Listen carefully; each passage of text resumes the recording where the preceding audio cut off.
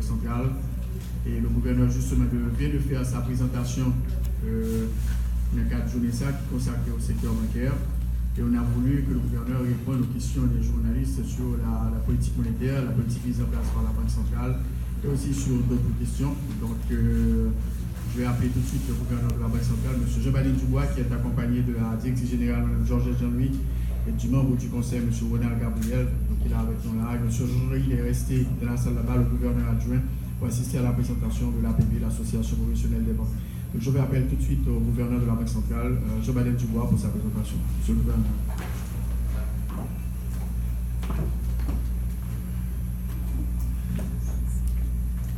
Bonjour mes chers amis de la presse, parlée, écrite, télévisée. Certainement, c'est toujours un plaisir pour moi de discuter avec nous.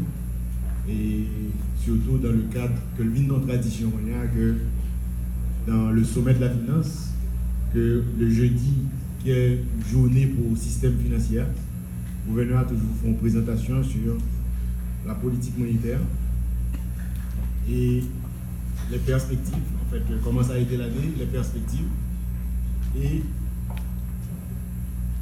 que nous autres faisons, que nous pensons que nous assistons. Et je dis de manière particulière, donc politique monétaire BRH, là, je pense que nous connaissons presque aussi bien que moi, presque, puisque depuis quelque temps, la BRH se veut une institution transparente, complètement transparente. Pourquoi je dis transparent? C'est parce que tout ça que nous faisons dans la Banque centrale, nous mettons sous ce site-là. Et ce n'est pas la Banque centrale Haïti seulement qui font ça, c'est une tendance générale au niveau de toutes les banques centrales du monde entier d'être beaucoup plus transparent et de communiquer beaucoup plus sur la politique monétaire. Parce que la politique monétaire, qu'on le veuille ou non, il touche tout le monde, il touche toute bourse.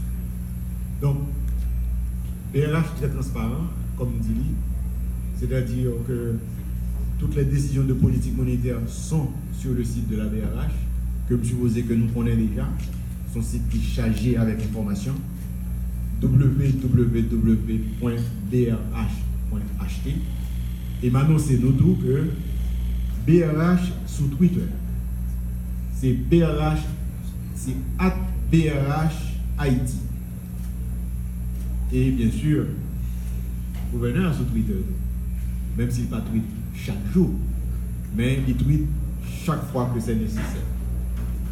Et tweet là, c'est @Jean-Baptiste Dubois. Tout le monde qui est intéressé. Donc, nous avons développé politique monétaire là et nous avons expliqué au public là pour dire ça que malgré nos postures de politique monétaire restrictive, que nous aménageons des couloirs pour les secteurs productifs. Et si nous avons une chance de visiter kiosque BRH là, nous avons que nous avons un document qui parlait des programmes d'incitation de la BRH. Côté tout programme d'incitation BRH, bien expliqué et qui expliquait comment pour avoir accès à eux. Tout rapport que BRH fait au niveau interne, il y a tout sur ce site là. Certainement, BRH, compte tenu de la situation macroéconomique, BRH a pris certainement en posture monétaire restrictive. On aurait pu ouvrir le crédit de façon à ce que tout le monde puisse avoir accès au crédit, mais ce qu'on essaie de voir, c'est qu'on essaie de faire, c'est que les gens qui ont accès au crédit, c'est les gens qui parlent dans des activités productives. Parce que pendant 4 ans, le crédit a été très démocratisé en Haïti et il a une croissance de près de 30%. Cependant, ce qui s'est passé, c'est que les gens prennent un problème et c'est importé et à l'importer.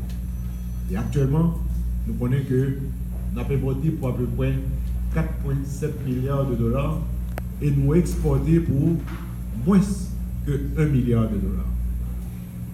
Et nous faisons que se passer 6 mois de l'exercice fiscal, les données que nous gagnons dans la Banque centrale, qui certainement des données encore temporaires, mais montrer déjà une augmentation de 30% par rapport aux 6 mois de l'année dernière. Donc, ce qui veut dire que l'importation continue à augmenter. Donc, il ne faut pas falloir vraiment que nous encourager nous-mêmes en termes de politique monétaire, et certainement de manière globale, en termes de politique publique, que entrepreneurs qui voulaient produire en Haïti, capables de produire de façon à ce que nous diminuions le poids qui sont économiques, poids importation derrière l'économie. Sommet ça a parlé de agribusiness, il parlait de agriculture et de agribusiness. Comment financer l'agriculture et comment financer agribusiness. Nous pensons que ce thème qui est extrêmement important. Nous avons habitude de dire dans notre livre géographie, Haïti est un pays essentiellement agricole. Mais il se trouve que l'agriculture qui était 50% de PIB, nous, il y a 30 ans de ça, je dis à descendre à 20% de PIB. L'agriculture qui était 50% de population qui travaille, il y a quand style 45% de population qui travaille là-dedans. Donc ça veut dire que la population vit plus pauvre. Donc il va falloir que nous commencions en tant que peuple à adresser ce problème ça, de façon à ce que nous puissions commencer, recommencer, produire, ça nous qu'on produit déjà, recommencer à produire pour Haïti et recommencer à produire de façon à ce que nous avons créé job en Haïti au lieu que chaque fois que nous avons dépensé un goutte depuis que nous achetons un produit, c'est la balle finie, toujours mettre ça dans la tête. C'est job nous avons créé là-bas. Je dis que ce soit haïtien, encourager la production locale.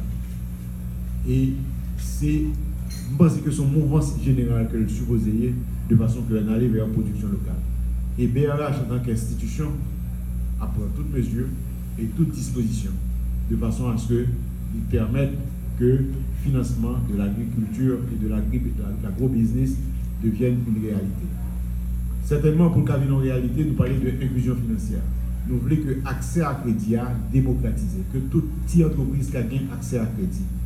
Mais il se trouve dans les zones rurales, nous n'avons pas suffisamment de présence d'institutions financières. Ou du moins, institutions financières qui présentent dans les zones rurales, c'est microfinance ou bien les coopératives. Et c'est pour raison ça que BRH a modernisé, en fait, a aidé les coopératives à moderniser de façon à ce que le cas capable de bailler un service adéquat au même titre que n'importe quelle banque que le capable à la population rurale. Et troisième élément, nous avons parlé, c'est le marché financier que nous développons aujourd'hui comme troisième axe d'action. C'est trois axes d'action que nous développons aujourd'hui. Nous développons les marchés financiers, inclusion financière et puis agenda monétaire pour croissance. Agenda pour croissance. Donc, ces trois axes d'action que nous développons aujourd'hui, mais certainement, c'est trois parmi pratiquement 7 axes d'action importants que nous gagnons au niveau de la BRH. Mais l'agriculture là était fondamentale si nous voulons vraiment faire différence à pays, si nous voulons vraiment créer emploi dans le pays, si nous voulons réduire le poids de l'importation dans le pays, si nous voulons que les Haïtiens soient capables de faire un job dans le pays et que nous créons plus d'emplois.